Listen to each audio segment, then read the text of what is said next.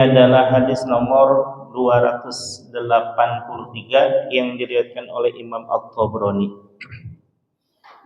Bismillahirrahmanirrahim. Wa qala an-nabiy sallallahu alaihi wasallam, bersabda Kangjeng Nabi Muhammad sallallahu alaihi wasallam. Bagaimana sabda beliau? Innallaha, sesungguhnya Allah subhanahu wa ta'ala, yuhibbu, mencintai Allah, idza amila, apabila bekerja. Siapa itu yang bekerja? Ahadukum, salah satu di antara kita. Membahasakannya kita ya, padahal khitabnya adalah hum, kepada engkau sekalian. Nah, ini khitab Rasulullah sallallahu alaihi wasallam kepada kita ya. Maka disingkat atau dibahasakan menjadi amila ahadukum, apabila mengerjakan seseorang di antara kita. Apa al-amala?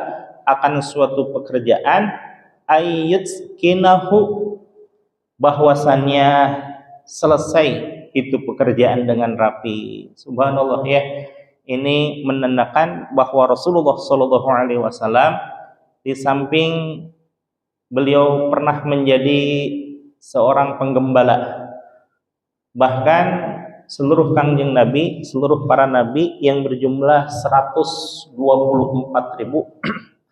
ma yursilu rasulan illa ayyakhumma, bahwa tidaklah seorang nabi diutus oleh Allah subhanahu wa ta'ala kecuali mereka itu pernah menjadi seorang penggembala.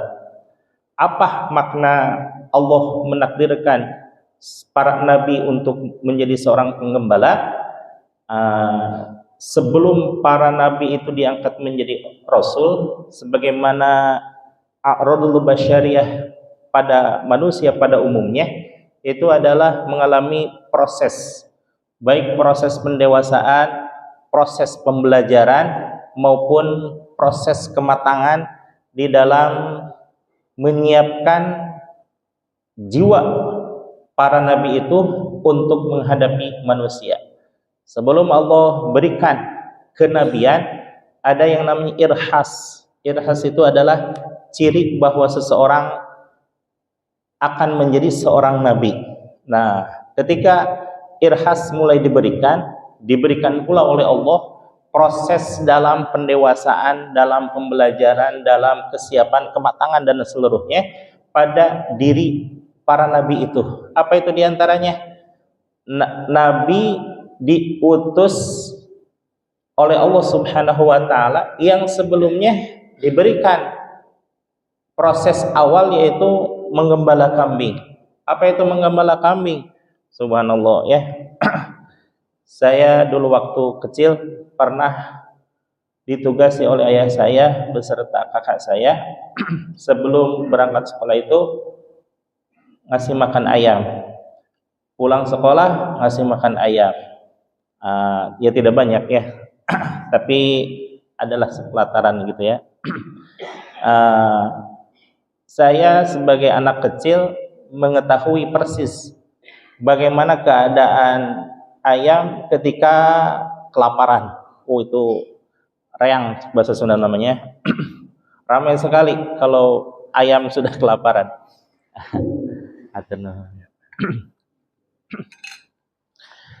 Kemudian ayam pun perlu minum, dan ayam tahu bagaimana kalau seandainya ada sesuatu yang membahayakan. Ada sesuatu yang membahayakan, entah karena kucing kah, atau tikus kah, atau misalkan atap bocor, maka si ayam biasanya berpetek tidak karuan gitu ya. Saya sebagai anak kecil, paling berapa ya? Usia 8 ya, usia 8 sampai 12 tahun. Walaupun anak kecil, tapi karena kesehariannya bergaul dengan ayam, maka tahu persis bagaimana memperlakukan ayam dan apa keinginan yang diinginkan oleh si ayam itu sendiri, walaupun bahasanya ya sama, kok kok kok kok kok kok dan lain sebagainya gitu ya. Nah, para nabi pun sama. Para nabi diberikan oleh Allah Subhanahu wa taala sebagai proses dalam pendewasaan dirinya menggembala kambing. Apalagi bagi para nabi yang diutus di daerah gersang, seperti halnya kangjeng Nabi Muhammad sallallahu alaihi wasallam. Kangjeng Nabi Muhammad sallallahu alaihi wasallam diberikan tugas oleh Allah Subhanahu wa taala menggembala kambing di daerah Mekah. Mekah itu terkenal gersangnya. Subhanallah ya. Lebih dahsyat lagi pekerjaan Rasul, bagaimana harus mencari rumput, bagaimana memberi minum kambing-kambingnya, bagaimana mengamankan dari kemungkinan bahaya-bahaya lain dan sebagainya. Nah, ini adalah proses untuk mendewasakan para nabi dan juga proses pembelajaran. Jadi ketika sudah saatnya diangkat oleh Allah menjadi seorang nabi, tahu persis beliau bagaimana cara memperlakukan manusia, bagaimana bahwa manusia itu makhluk yang unik. Dikatakan oleh Allah, inna khuliqal insana halu'a, bahwa manusia diciptakan Allah Subhanahu wa taala itu dengan perangkat keluh kesah.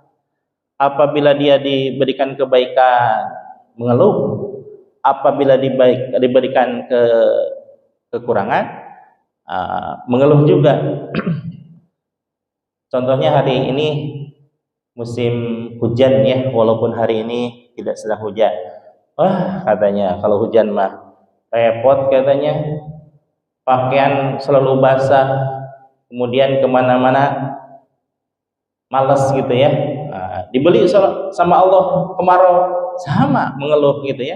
Aduh, panas geningannya, hujan kemarau gini mah mendingan hujan katanya.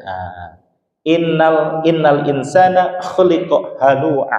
Dan itu sudah umum, memang perangkatnya sudah diberikan seperti itu, maka manusia dalam keadaan bagaimanapun mengeluh, berkeluh kesah.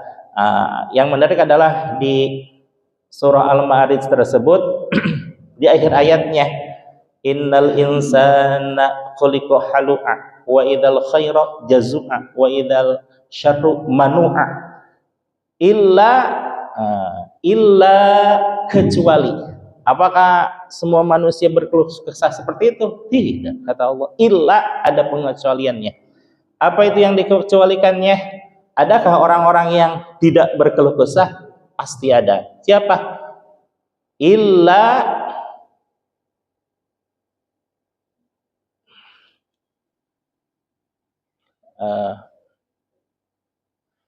illa man shalla abada, kecuali bagi orang-orang yang selamanya melaksanakan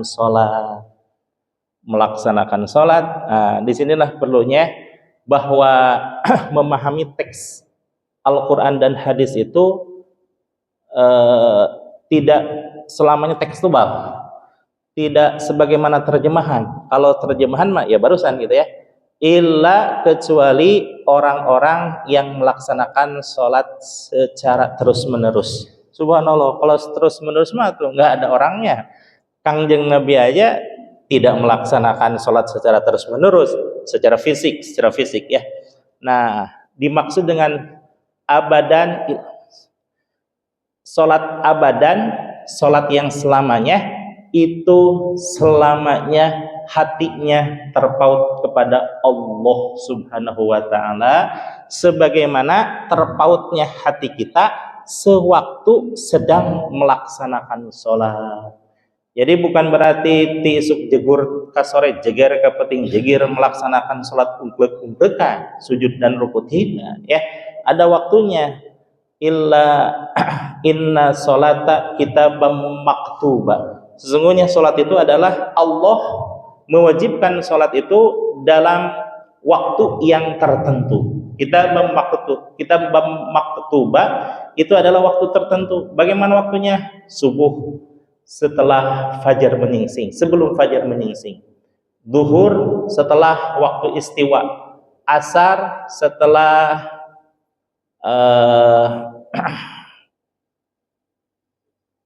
setelah istiwa dan selanjutnya, apa itu istilahnya, lupa lagi saya. Kemudian setelah maghrib, ghurubus syamsi, setelah terbenam matahari. Isya setelah waktu sempurna terbenamnya matahari, sekitar 1 jam setelah maghrib gitu ya. Nah itu kita waktu-waktu yang diwajibkan oleh Allah untuk melaksanakan sholat. Bagaimana sesisanya dari itu?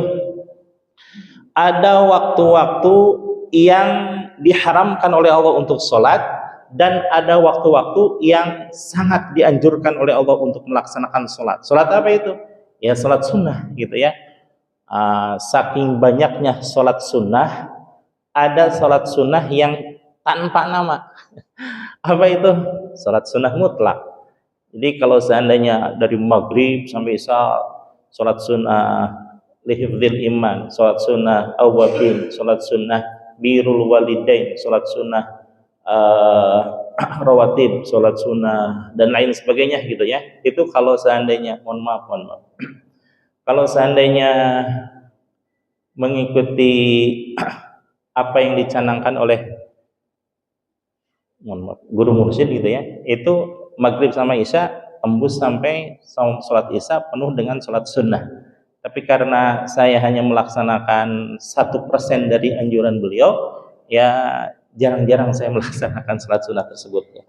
Kemudian antara maghrib sampai qiyamul lail, sampai bangun ba'da qiyamul lail, itu sampai tembus sampai subuh, itu dipenuhi dengan sholat-sholat sunnah, zikrullah dan lain sebagainya.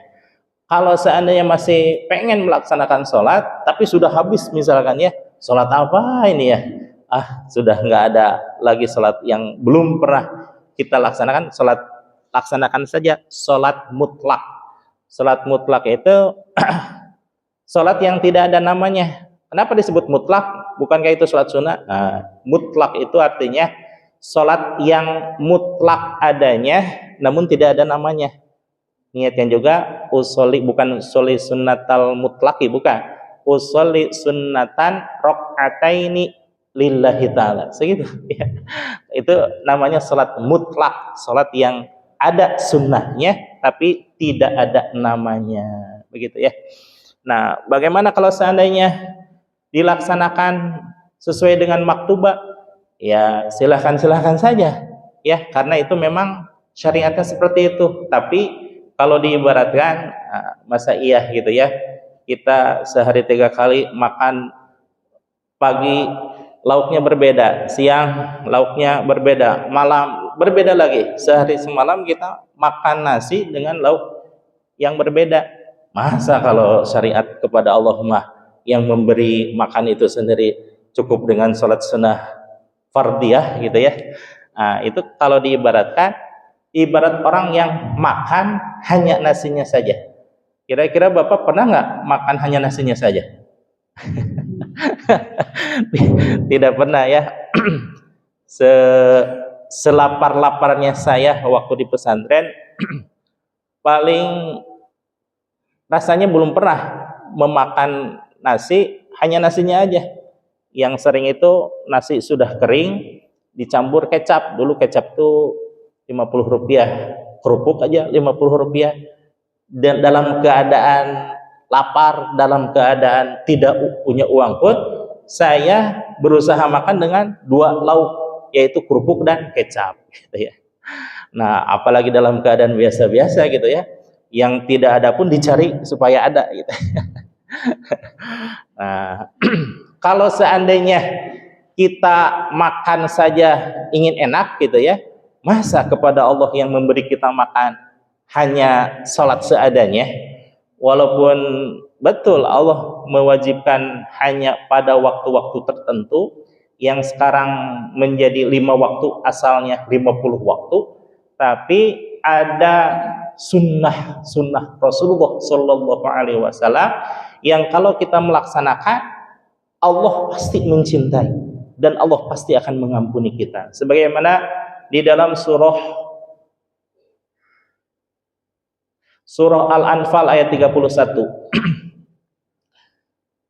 Qul in kuntum tuhibbunallah. Katakanlah wahai Muhammad kepada sahabat dan juga umatmu seluruhnya, in kuntum tuhibbunallah, jika seandainya engkau mengaku ingin mencintai Allah dan ingin dicintai Allah, fattabi'uni, cukup katakan, enggak usah harus berperang selama 1000 tahun sebagaimana Nabi Sam'un waktu dulu. Tidak usah berdakwah selama 1000 tahun sebagaimana Nabi Adam alaihissalam. Tidak usah untuk berdakwah dan memberikan pelajaran sebagaimana Nabi Idris alaihissalam dan ibadah-ibadah yang berat lainnya. Cukup fattabi'uni, katakanlah saja pada mereka, wahai Muhammad, ikuti saja aku, kata Rasulullah Sallallahu Alaihi Wasallam. Itu perintah Allah Subhanahu Wa Taala, yang betapa istilah kata Allah mengalahkan dirinya sendiri, merendahkan dirinya sendiri untuk memberikan rekomendasi kepada Rasulullah Sallallahu Alaihi Wasallam sebagai kecintaannya. Ibarat kata, sudahlah wahai Muhammad, katakan pada umatmu untuk mendapatkan cinta dan maghfirahku, nggak usah berlebih-lebihan, nggak usah terlalu payah dan nggak usah terlalu memaksakan diri, cukup dengan mengikuti sunnah-sunnahmu. Subhanallah ya. Sunnah-sunnah yang besar banyak gitu ya. Yang kecil-kecil saja, yang sekiranya apa sunnah yang bisa kita laksanakan. Contohnya memakai cincin. Memakai cincin ini bukan berarti sok-sokan aksesoris, bukan, tapi lebih kepada cinta Rasul. Walaupun harganya ini enggak seberapa ya, saya beli di Jogja 20.000 di pinggir jalan. Tapi karena niat dari awal cinta Rasulullah, jadi ya walaupun 10.000 20.000 di pinggir jalan yang tidak ada harganya gitu ya, tapi dengan melekatnya benda ini di cincin jari manis, itu merupakan suatu amal ibadah. Walaupun di hadapan orang-orang, apa ya teman, naon cenah murah gitu cincin goreng gitu, tidak ya. Tapi yang lebih diutamakan adalah kecintaan kepada sunnah Rasulullah Sallallahu Alaihi Wasallam. Yang kedua, misalkan memakai surban nih. Memakai surban ini sunnah yang luar biasa, tapi jarang dilaksanakan. Apa kelebihannya? Subhanallah ya. Kalau sholat berjamaah mungkin kita sudah mafhum semuanya ya.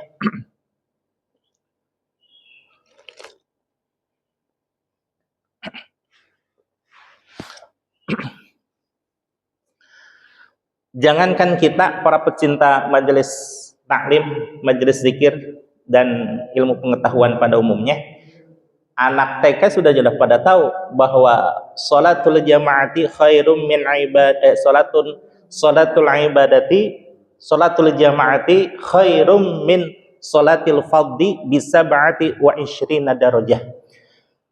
Melaksanakan sholat secara berjamaah itu lebih baik daripada sholat sendirian dengan berapa derajat katanya Bapak? Berapa? Bisa berarti wa ishrina, berapa? 27 ya. Itu sudah pada mafhum semuanya. Anak-anak TK aja udah pada dihafal itu hadisnya. Karena memang keseharian kita bahwa yang 27 derajat aja kita pertahankan setiap hari selama insya Allah 5 waktu ya.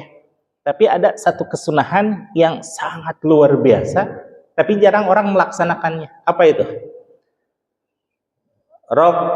Nah benar. Memakai sorban. Apa tuh fadilahnya? Rok'ataini bi imamati khairum min sholati bila imamati bisab'ina darajah. Subhanallah ya. Kalau tadi bisab'ati wa ishrin, 27. Kalau ini 2 rakaat memakai surban lebih utama daripada solat yang tidak memakai sorban dengan perbandingan bisab'ina darajah. Sab'ina berapa Bapak? 70. Subhanallah gitu ya. Jadi mohon maaf memakai sorban itu bukan so-soan, bukan karena kita pengen dipandang sebagai ahli ibadah atau gimana gitu ya. Tidak.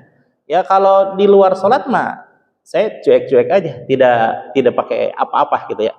Tapi ketika memakai sorban, teringat hadis tersebut, rasanya gitu ya. Saya belum pernah melaksanakan sholat tanpa memakai sorban. Kalaupun toh misalkan sholat sunnah di rumah gitu ya, sorban teh kamana mi tadi teh kaselip meureun tina susuhan, nyari nggak ada, langsung pakai apa gitu. Yang penting nanti di pertengahan hadis ini ada hadis Kangjeng Nabi yang mengutamakan, yang menganjurkan sholat memakai sorban. Kalau bahkan kata Kangjeng Nabi, kalau tidak menemukan sorban, maka ikatlah lehermu, selendangkan lehermu dengan tambang. saking utama-utamanya menggunakan sorban ketika kita sedang sholat gitu ya.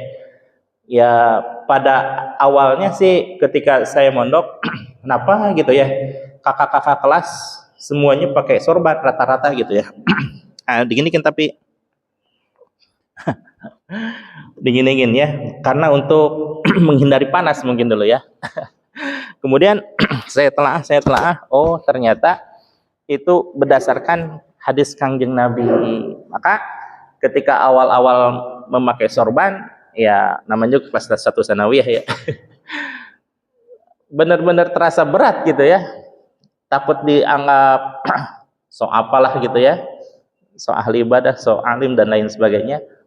Kayaknya berat memakai sorban itu, persis seperti orang memakai jam tangan pada awalnya, apalagi ketika masih kecil gitu ya. Bagaimana itu pakai jam tangan? Terasa berat gitu ya. Terasa pengen dipamerin. Rasanya yang tangan sebelah kiri lebih berat daripada tangan kanan gitu ya.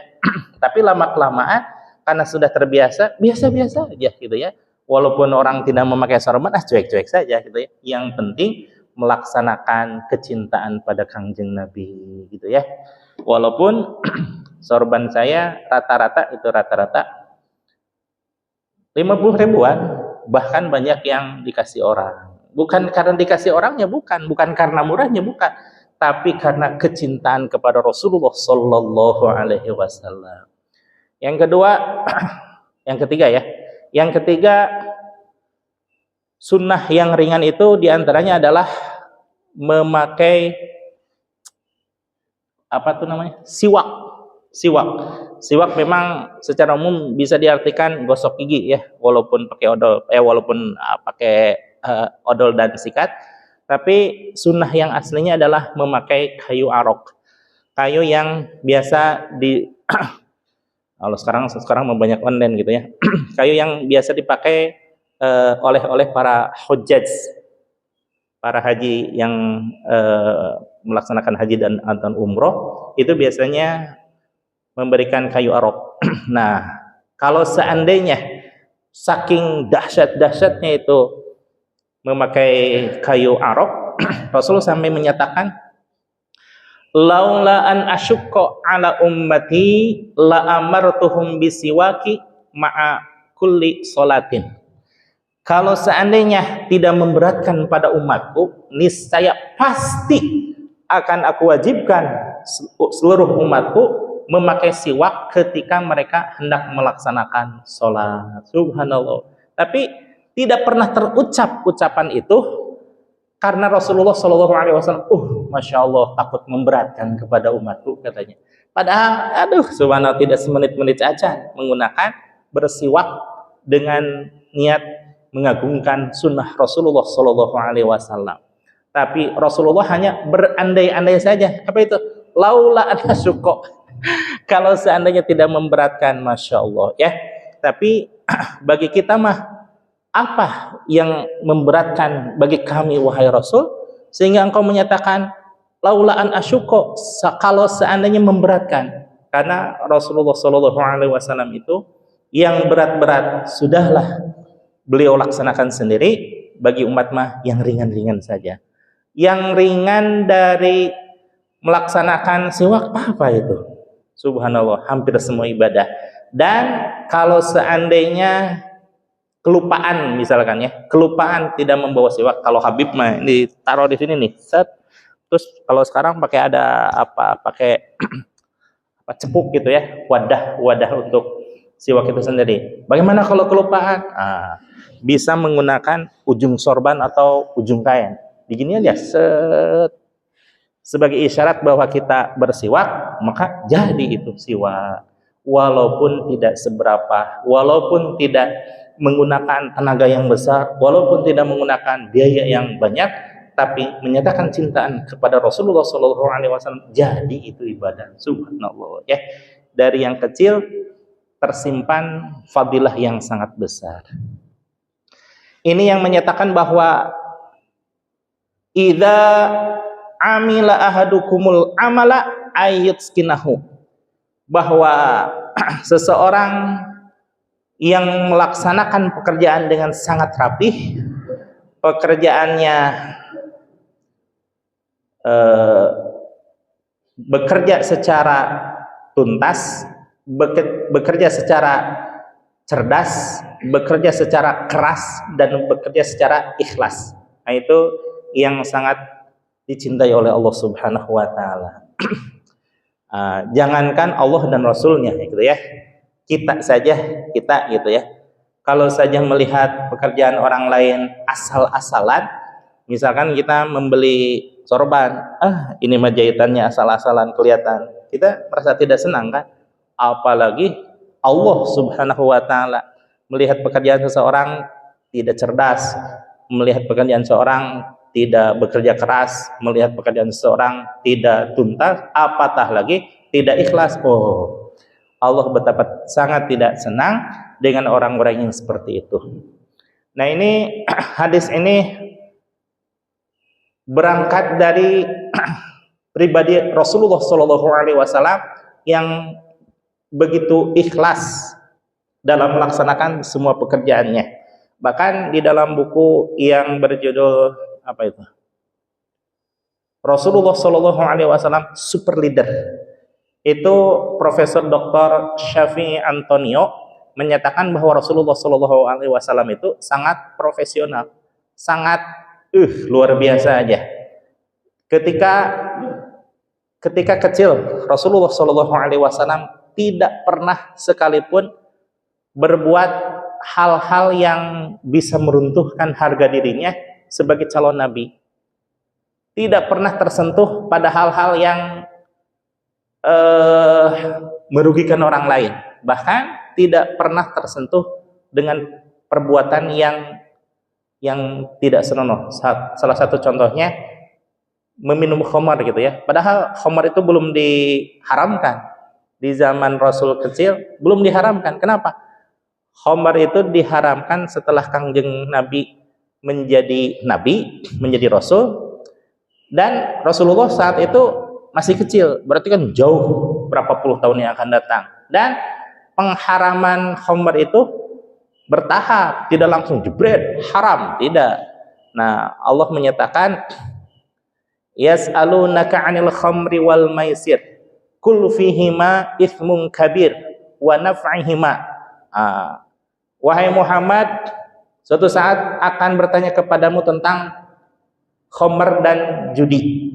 Katakan saja bahwa dalam keduanya ada itsmun kabir, dosa yang sangat besar, wa naf'ihima, dan ada kemanfaatan. Betul bahwa ada kemanfaatan, katanya gitu ya. Bagi orang yang sudah menenggak minuman, ketika menenggaknya, manfaatnya apa? Hilang permasalahan. Ketika selesai menenggak, datang lagi itu permasalahan. Masalahnya nikmatnya hanya beberapa detik, masalahnya puyengnya berjam-jam bahkan berhari-hari. Puyeng atau gitu Pak ya. Nah, kemudian setelah Allah menyatakan ada sisi manfaat, sisi buruknya dari khamr dan judi, ya judi juga ada manfaatnya. Apa itu manfaatnya? Semakin semangat untuk mengejar dunia. Tapi ketika ada di duduk meja judi, semangat mencari dunianya, semangat dalam mencari kemenangan. Tapi setelah selesai di meja judi, puyeng nu ada. Kenapa? Semua hartanya habis katanya. Bagi yang judi itu, bagi yang judi.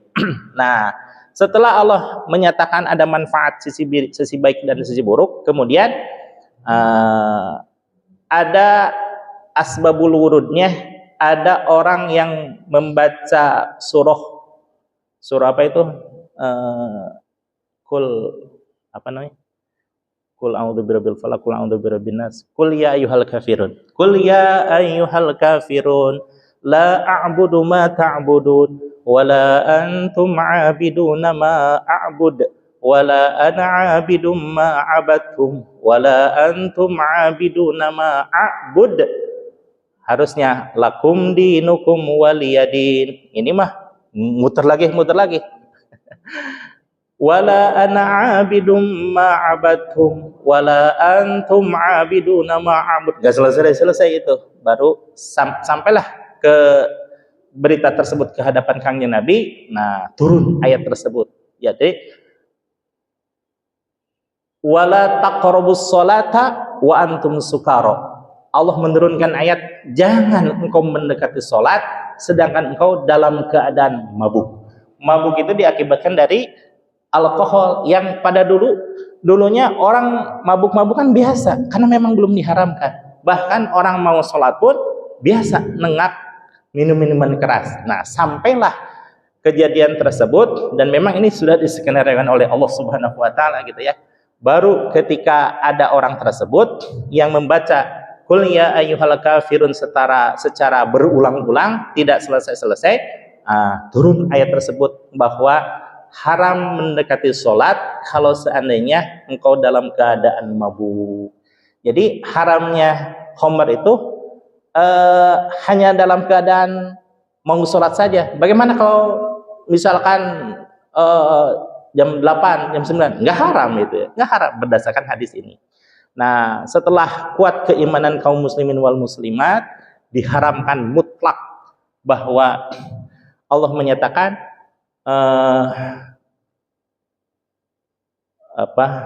rijsun min amali syaitan, bahwa khamar itu adalah sesuatu yang najis dan termasuk perbuatan syaitan gitu ya. Bahkan Nabi menguatkan kullu khamrin muskirin haramun. Setiap minuman yang setiap minuman yang memabukkan adalah haram, sekalipun satu gelas, sekalipun satu sloki, bahkan setetes dari khamr, arak, whisky, brandy dan lain sebagainya tetap haram karena sudah dinas dalam Al-Quran dan hadis gitu ya. Ini berangkat dari profesionalisme Rasulullah SAW dalam setiap kehidupannya. Bahkan karena super leadernya Rasulullah SAW sangat rapih, apapun pekerjaan yang dipegang oleh Rasulullah SAW, termasuk menggembala. Ketika zaman diasuh oleh Siti Halimah As-Sa'diyah, padahal Rasul berusia 4 tahun, 4 sampai subhanallah ya, 4 tahun Rasulullah. Berarti ketika kecil Rasulullah sudah diajarkan main-main bergembala lah gitu ya. Tapi hewan ternaknya Halimatus Sa'diyah betapa sangat gemuk, kemudian menghasilkan susu, kemudian rumahnya menjadi subur karena memang ya berkah dari tapak kaki Rasulullah SAW. Setiap apa yang diinjak oleh Rasul itu akan menghasilkan tanah yang subur. Kemudian berangkat ketika usia remaja, usia mulai berbisnis itu Rasulullah usia 12 tahun. Kalau di Indonesia 12 tahun masih memble-memble gitu ya. baru beranjak dewasa, masih tapi beranjak balik tapi masih menerima uang dari orang tuanya. Kalau Rasulullah subhanallah ekspansi bisnisnya ke Bahrain, ke Yaman, ke Syria dan lain sebagainya sampai usia 25 tahun. Nah, disitulah perkembangan kejiwaan Rasulullah Shallallahu Alaihi Wasallam semakin matang, dan Rasulullah Shallallahu Alaihi Wasallam berdakwah itu berdagang itu tidak tidak asal-asalan, tidak, justru dengan sikap dan strategi pemasaran Rasulullah itu menjadi pedagang yang paling sukses pada saat itu. Bagaimana tidak sukses satu ya? Jangankan dulu, zaman sekarang aja kayaknya jarang yang menggunakan teknik Rasulullah. Bagaimana tekniknya? Teknik Rasulullah adalah ketika memasarkan dagangan Siti Khadijah, katakanlah produk itu bernilai 10.000. Kemudian Rasulullah tidak mengambil keuntungan sebagaimana pada umumnya, tapi Rasul menyatakan, Tuan saya memberikan produk ini harganya 10.000. Sekarang Tuan mau memberikan keuntungan buat saya berapa? Silahkan. Padahal harga tersebut bisa jadi karena perbedaan negara bisa jadi 20.000, tapi karena Rasul memberikan kesempatan seperti itu kepada customernya, customernya berebut. Yang tadinya pada umumnya habis dalam waktu 6 bulan misalkan, Rasulullah hanya beberapa minggu saja sudah selesai gitu ya. Karena terus dengan pola seperti itu semakin menambah kepercayaan customer, juga semakin lancar sirkulasi cash flow-nya gitu ya. Nah itu dia. Maka Rasulullah Shallallahu Alaihi Wasallam berangkat dari sikap profesionalisme Rasul. Rasul menyatakan, Innallaha, sesungguhnya Allah Subhanahu Wa Taala yuhibbu, mencintai Allah, idza amila ahdukumul amala, apabila seseorang melaksanakan pekerjaannya, ayyutskinahu, dengan tuntas, dengan ikhlas, dengan kerja keras dan kerja cerdas gitu ya. Rawahu at-Tabrani, diriwayatkan oleh Imam at-Tabrani. Selanjutnya, ini sesungguhnya aku, kata Rasulullah Shallallahu Alaihi Wasallam, lastu, tidak pernah aku, astamilu, memperkerjakan ahadan, seseorang, hatta usyaritohu, sampai aku mensyaratkan ketentuan-ketentuannya, job description. Jadi jelas antara owner dengan capster gitu ya, antara pemilik dengan pekerja, antara Rasulullah Shallallahu Alaihi Wasallam sebagai owner dengan orang yang dipekerjakan oleh Rasulullah Shallallahu Alaihi Wasallam. Rasul menyatakan tidak pernah, katanya, mempekerjakan seseorang bekerja saja, tidak. Rasul dengan jelas menuliskan job description-nya bahwa pekerjaannya seperti ini. Kemudian jam kerjanya dari jam sekian sampai jam sekian. Hari liburnya sekian, hari upahnya sekian, kemudian bonus tambahnya sekian dan sekian. Maka baik pekerja maupun pemilik usaha tidak ada tidak, istilah kata, jadi bobodohan lah gitunya. Dalam artian Rasulullah Shallallahu Alaihi Wasallam sangat memegang teguh profesionalisme. Jadi bagaimana kata dengan adanya hadis u'til ujrata qabla ayyahisha uqrahu, bahwa berikanlah upah pekerja sebelum sebelum keringatnya kering, betul ya? Nah, bagaimana dengan konteks zaman sekarang yang rata-rata itu memang ada ya pekerja harian, ada pekerja pekanan, ada pekerja rata-rata bulanan. Hadis itu tidak bisa dipahami secara tekstual ya, secara letterlek terjemahan gitu ya, bahwa ini kan hadis Rasul katanya. Kita jangan sampai keluar dari syariat katanya. Diberikanlah diberikanlah gaji itu harian. Bagaimana dengan perusahaan-perusahaan maupun instansi-instansi lainnya yang memberikan gaji itu bulanan? Nah, itu bukan berarti bahwa memberikan gaji itu harus cungcreng antara pekerjaan dengan gaji sebelum keringat karyawan itu kering. Tapi bermakna adalah kalau seandainya harian, ya harian, berikan harianan. Apa itu harian? Ya contohnya kayak pedagang ya. Pedagang itu begitu mengeluarkan produk langsung mendapatkan untungnya. Ada juga yang pekanan. Pekanan itu siapa? Pekanan itu rata-rata pekerja bangunan yang mendapatkan upah setelah sepekan bekerja. Dan pada umumnya orang mendapatkan gaji itu 1 bulan. Dalam artian bukan berarti harus ketika dia bekerja ketika itu juga harus mendapatkan gaji, bukan. Dalam artian bahwa seorang pekerja harus mendapatkan haknya sebagaimana dia akan mendapatkan pekerjaannya yang setelah dituliskan dalam ketentuan-ketentuannya. Jadi bahwa Rasulullah SAW tidak pernah mempekerjakan orang lain sampai Rasulullah memberikan syarat-syarat, ketentuan pekerjaan, ketentuan dan lain sebagainya sesuai dengan pekerjaan itu sendiri. Ya, betapa Rasulullah SAW melihat kita dalam 2 hadis ini, Rasulullah memegang teguh profesionalisme, gitu ya. Selanjutnya, innallaha ta'ala, sesungguhnya Allah Subhanahu wa ta'ala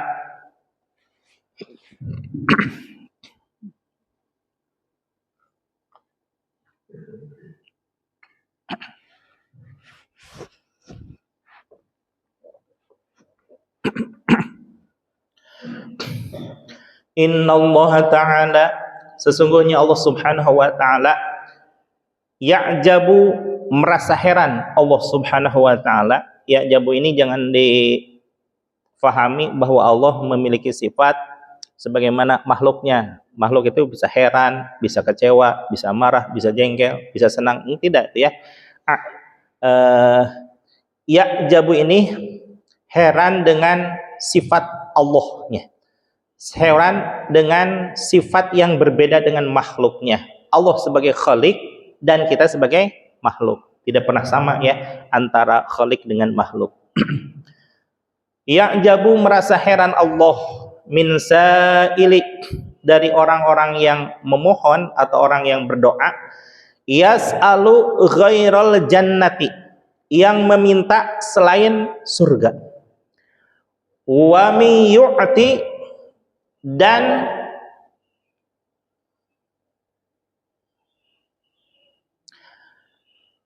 orang yang memberikan pengharapan, memohon pengharapan, yu'ti li ghairillah, yang berharap pada selain rahmat dan ridho Allah. Kemudian yang bikin Allah heran lagi adalah wa mim muta'awwadin, dan orang yang meminta perlindungan, yata'awwadhu, yang diminta perlindungan itu min ghairin nar, dari selain api neraka. Di sini intinya ada 3, bahwa Allah Subhanahu wa ta'ala merasa heran orang yang berdoa tapi tidak, orang yang meminta tapi tidak meminta surga, orang yang minta terhindar tapi tidak meminta terhindar dari neraka, dan orang yang berharap tapi tidak berharap rahmat dan ridho Allah. Maka ini sangat mengherankan bagi Allah berita dari Nabi Muhammad SAW. Maka selain dari doa-doa yang biasa kita panjatkan bersama, itu ada doa Allahumma inni as'aluka ridhoka wal jannah. Ya Allah, sesungguhnya aku atau kami nas'aluka ridhoka wal jannah, meminta kepada engkau ya Allah akan ridhomu dan surgamu. Wa na'udzubika, dan aku berlindung kepadamu ya Allah min sakhatika wan nar, dari azabmu, dari murkamu, dari marahmu, dan juga nar, api neraka. Subhanallah ya, bahwa surga dan neraka itu sesuatu yang paling diinginkan dan paling ditakuti oleh manusia. Tapi sesungguhnya ada yang dipertahan tuh yang paling utama ya. Wa may yu'ti li khairillah, dan orang yang memohon diberikan sesuatu, atau orang yang mengharap tapi tidak mengharap rahmat dan ridho Allah gitu ya. Karena ini sebagai perwakilan dari orang-orang yang betul-betul mengharapkan surga dan orang-orang yang betul-betul hanya mengharapkan rahmat dan ridho Allah ya. Rahmat dan ridho Allah itu adalah sebagai puncak, adapun surga dan neraka itu kedua dari yang mungkin mohon maaf mungkin orang umum gitu ya, anak kecil yang hanya berharap surga, orang kecil yang berharap dihindar dari api neraka. Padahal bagi kita bahwa rahmat dan ridho Allah maha segala-galanya ya. Apalagi kalau kita menyelami kitab Sirrul Asrar yang ditulis oleh Syekh Abdul Qadir Al-Jailani, yang kebetulan mohon maaf saya baca setiap Jumat malam di Masjid Jami Taman Cilengsi. Di situ dinyatakan bahwa subhanallah, banyak orang yang berharap, yang menginginkan surga, dan banyak orang yang berharap dihindarkan dari api neraka. Padahal kata Tuan Syekh Abdul Qadir Al-Jailani sebagaimana hadis pertengahan barusan, wa may yu'ti li ghairillah, bahwa yang namanya surga dan neraka itu derajatnya adalah derajatnya disebut darajah, hanya kedudukan masuk ke dalam surga dan kedudukan terhindar dari api neraka. Tapi yang lebih dahsyat dari itu sebenarnya adalah al-qurbah. Qurbah itu adalah kedekatan kita kepada Allah Subhanahu wa taala. Tapi kalau orang hanya mengejar derajat, ya yang didapatkan mungkin hanya sekedar derajatnya saja. Setiap kaum muslimin insya Allah di akhirat akan mendapatkan derajah. Derajah apa? Derajah masuk surga. Tapi tidak semua orang mendapatkan qurbah. Apa itu? Qurbah adalah kedekatan. Inna lillahi, sesungguhnya Allah Subhanahu wa taala, innallaha jannatun, sesungguhnya Allah Subhanahu wa taala memiliki surga yang laisa fiha hurun wala fiha qusurun, tidak ada di dalamnya bidadari, tidak ada di dalamnya istana-istana, wala fiha asalun, dan tidak ada madu di dalamnya sebagai perwakilan minuman, wala labanun, asalun itu perwakilan dari makanan ya, wala labanun, tidak ada susu. Bayangkan Allah memiliki surga yang, tapi surga itu tidak ada bidadari, tidak ada istana-istana, tidak ada makanan-makanan, tidak ada minuman-minuman. Padahal dari kecil kita sudah dicekoki oleh orang-orang yang menyatakan tentang surga. Surga itu segala kenikmatan ada. Banyak istana, bahkan bidadarinya setiap orang bisa memiliki 4.000 bidadari. Luar biasa. Kemudian makanan minuman tiada henti. Setiap makan, setiap minum, kita tidak pernah ke WC, tidak pernah kentut, tidak pernah buang air kecil, buang air besar. Yang hadir adalah menjadi keringat, tapi keringat itu menjadi minyak seharum atau lebih harum daripada minyak kasturi. Seberita-berita itu semakin hari semakin menancap di dalam pikiran kita. Tapi ternyata hadis tentang bahwa Allah memiliki surga yang tidak ada segalanya itu tidak pernah disampaikan, illa kecuali nih, satu-satunya kenikmatan di dalam surga itu yanzuru biwajhillah.